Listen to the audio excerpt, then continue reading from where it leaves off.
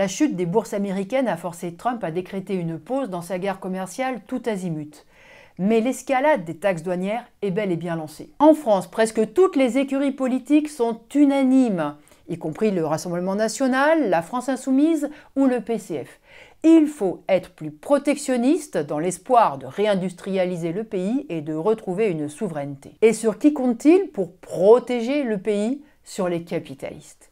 Sur des Michelin, des Sanofi, des Stellantis qui n'ont pas cessé de supprimer des emplois et qui ferment des usines comme on jette un Kleenex à la poubelle. Alors que la guerre économique s'intensifie, tous les politiciens proposent aux travailleurs de s'en remettre à ceux qui les exploitent et qui plongent le pays dans la misère. Et il en va de même des confédérations syndicales qui chantent à peu près la même musique. Eh bien, il est certain que cette politique protectionniste accouchera de nouveaux coups contre les travailleurs. Derrière le mot protectionnisme, les travailleurs et les capitalistes ne mettent pas du tout la même chose. Les travailleurs voudraient pouvoir protéger leurs emplois et leurs salaires.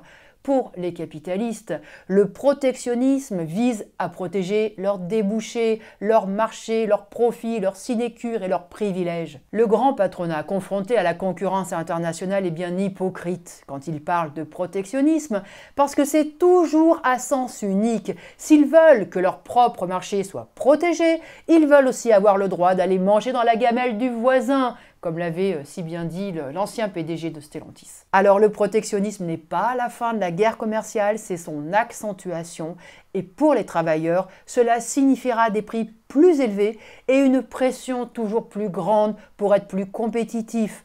En face, pour le grand patronat, cela signifiera de nouveaux cadeaux fiscaux et de nouvelles subventions au prétexte d'aider les entreprises françaises. Cette guerre économique n'est pas la nôtre parce que ce système économique n'est pas le nôtre.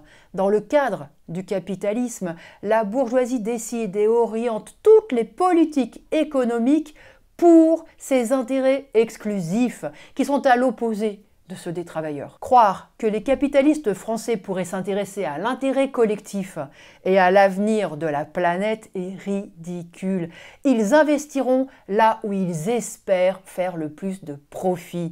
Ils ne sont patriotes que pour leur coffre-fort, qu'ils placent d'ailleurs la plupart du temps dans les paradis fiscaux. Brandir le souverainisme et agiter le nationalisme pour faire croire que les travailleurs, en se retranchant derrière leurs frontières, auraient davantage leur mot à dire est une tromperie. Tant que les capitaux, c'est-à-dire le pouvoir économique et politique, resteront concentrés entre les mains de la classe capitaliste, c'est-à-dire entre les mains des Bolloré, des Bernard Arnault, des Muliez, des Saadé, ils resteront les seuls et uniques souverains de l'économie et de la société. Pour réorganiser l'économie sur des bases rationnelles et pour qu'elle réponde aux besoins des hommes et prenne soin de la planète, il faut détrôner ces rois modernes, c'est-à-dire les exproprier et leur prendre le pouvoir politique. Cette révolution ne pourra se faire qu'au travers des luttes des travailleurs, luttes qui devront se répandre à l'échelle internationale. Alors, à l'opposé du nationalisme et de la politique de division patronale, et à l'opposé de tous ces dirigeants capables de nous embarquer dans une nouvelle guerre mondiale,